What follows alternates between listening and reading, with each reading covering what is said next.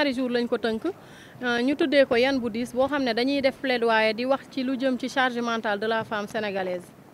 loolu nag liñ si parce que dañu am benn directeur exécutif bu tudd Sobel Aziz Ngom nga xamante ne jigéen ñi li ñu nekk daf ko soxal mu ñuy wax chaque jour muy ñëw di waxtaan ak ñun di xool suñuy problème ak lan mooy tax ñu di ñu laaj lan mooy tax ñu war a gën a mën a produire wala lan mooy tax ñu gën a évoluer ci loolu nag mu wax ñu ne comme que yéen ay jigéen ñi nekk ci consortium bi toog leen ngeen waxtaan ngeen xool problème yi leen tënk di yàq seen liggéey lan mooy tax lan mooy nekk solution bi ci loolu su ko defee moom mu jublu ci luñ ci def ci conclusion rek dina ko jëfee ci consortium jeunesse ak bépp entreprise bi nga xamante ne ñoom ñoo ëmb consortium jeunesse. waaw li ñuy seetlu mooy jigéen ñi culturellement dañu yar suñuy góor pour que ñoom ñu bañ a def benn am na ay liggéey yoo xam ne dañuy seetlu ne jigéen ñi ñoo ko war a def te moment boobu mu daan nekk da daan fekk ne jigéen ñi daanuñu liggéey waaye léegi jigéen ñi nag dañuy liggéey ba pare boole lañ daan def nekkoon femme au foyer boole kook liggéey bi te amuñu ci wàllu nekkul ne suñuy góor dañoo bonuñu wante dañ ñu yar culturellement ci loolu ñu bëgg a sensibiliser nag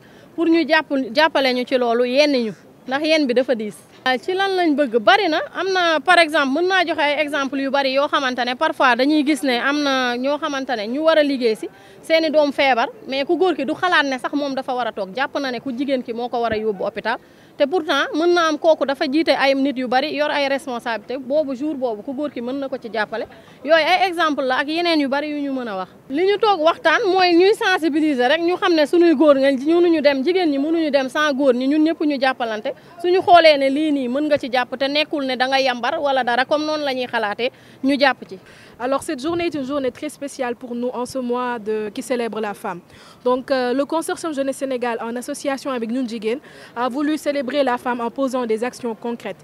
Donc aujourd'hui le 9 mars ici au consortium Jeunesse Sénégal, on a organisé un atelier qui s'appelle Yen bu diis qui veut dire charge mentale.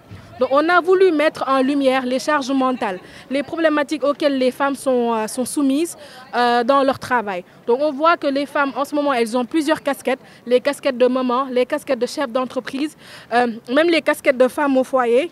Cependant, en mélangeant toutes ces casquettes-là, la femme elle est fatiguée mentalement. Donc elle a plusieurs prérogatives, plusieurs devoirs à assumer et parfois c'est un peu lourd sur ses épaules. Donc nous, au consortium, notre objectif c'est de mettre en lumière toutes ces problématiques-là pour trouver des solutions et des recommandations pour les porter aux employeurs, pour trouver des solutions concrètes et les appliquer. Donc on a eu des séries d'ateliers et de panels avec des experts, avec des psychologues, avec des coachs de vie qui ont discuté avec des femmes de plusieurs backgrounds. Donc on a eu des ménagères, on a eu des femmes au foyer, on a eu des chefs d'entreprise, on a eu des directrices. Et l'objectif c'était de mélanger toutes ces énergies-là pour trouver des solutions par rapport à nos problèmes. Donc, machallah, on a eu à développer plusieurs solutions et l'objectif c'est de les porter à déjà nous, nos organisations membres du consortium Jeunesse Sénégal pour avoir des chartes genre, mais également à les porter aux structures étatiques pour que les lois soient adaptées aux physiologies et aux besoins des femmes du XXIe siècle au Sénégal. Déjà, les problèmes qui reviennent le plus souvent, c'est la non prise en charge des besoins physiologiques des femmes. Donc il y a certaines femmes qui sont soumises à des maladies qui ne sont pas elles n'ont pas cherché ces maladies-là. Il y a des femmes également qui ont des règles douloureuses. Cependant, ces spécificités physiologiques ne sont pas prises en compte dans le monde du travail. Il y a la fameuse inégalité salariale entre les femmes et les hommes. Donc il y a des hommes qui sont mieux payés que les femmes. Pourquoi? On ne sait pas. Il y a également plusieurs problèmes qu'on a évoqués, notamment le problème de la garde des enfants. Donc on voit que la plupart du temps, quand il y a un membre de la famille qui doit s'absenter à cause des enfants, c'est bien sûr la femme. Donc il y a tous ces éléments-là qu'on a évoqués. Et normalement, on voit que là, les femmes, que ce soit au foyer, les femmes au foyer, les femmes au travail, on a les mêmes problèmes.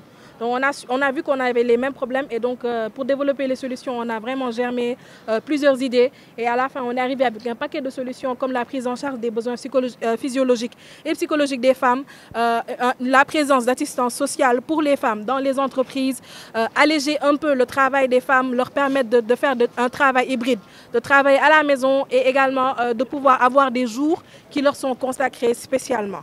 La charge mentale des femmes. Donc, comme je l'ai dit, c'est de prendre en compte les physiologies des femmes. Les femmes et les hommes, on n'est pas les mêmes. Et donc, on voit que nous, les femmes, on est soumis à des réalités qui sont vraiment différentes de celles des hommes. Et donc, l'objectif déjà, ce n'est pas d'être victime ou bien de se plaindre, mais c'est juste la reconnaissance de cette réalité-là et la prise en compte dans le monde de l'entreprise pour que la femme ne se sente pas coupable, pour que la femme ne se sente pas victimisée et mise de côté. Parce qu'on sait qu'on est la frange de la société la plus importante. Donc on voit que la société, là où elle est, nous jouons une part très importante. Donc il est important que dans le monde du travail, qu'on prenne en compte les besoins des femmes.